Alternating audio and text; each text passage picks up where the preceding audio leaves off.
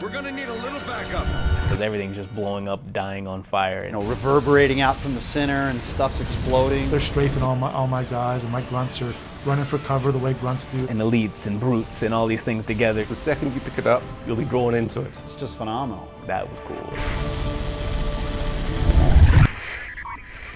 When we started Halo Wars, I think it took us a while to get into the mindset of less is more. The simple controls and simple gameplay is actually just what people want and what's more fun anyway, so we always pull back towards that. We kept to the core fun of an RTS and tried to let the fluff and the extra accounting and meters and all that go away. We're pretty hardcore gamers ourselves, so we just tear things apart. Controls and gameplay, we tear it apart to the point where in the end, we want to make sure that we really think that it's the best game for the players in the end. The civilians have no cover. They're dead without military support. There are a lot of ways to play this game. The way we expect people to play the game first is the campaign. In the multiplayer, you play a single leader. You play one of 3 UNSC leaders or one of 3 Covenant leaders. And that dictates your technology tree, and that dictates what upgrades and units you can get. In the campaign, it's much freer because you're playing as the whole of UNSC, so it's more mix and match. But then they can also play skirmish.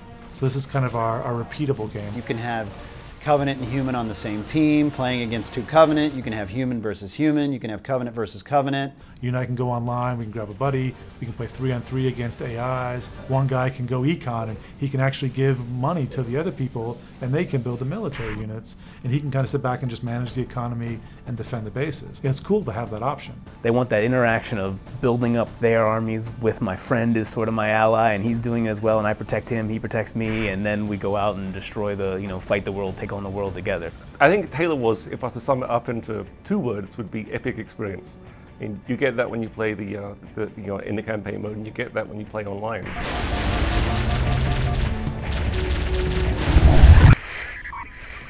Halo Wars is a game where there's a lot of different strategies and tactics that people can choose to employ. Yes, standard tactics are your rush, your boom, and sort of your turtle, which is sort of the in-between build defenses to hold off a rush, but yet don't boom up your economy quite as much as a pure boom that leaves itself undefended. The balance of a strategy game is how good this unit might be against another unit.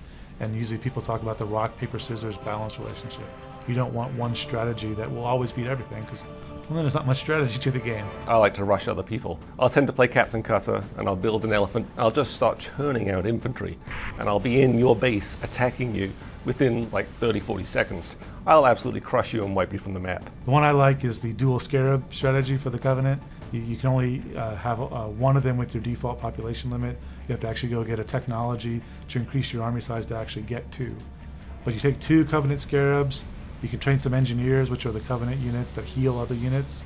You train 10 of those, 2 scarabs, and your Covenant leader, and you're driving around this destructive beam of light, just incinerating everything. It's throwing out hot lava and all that, and that's a good time. Whenever you think you know the strategy that beats all, somebody comes up with something else to beat it.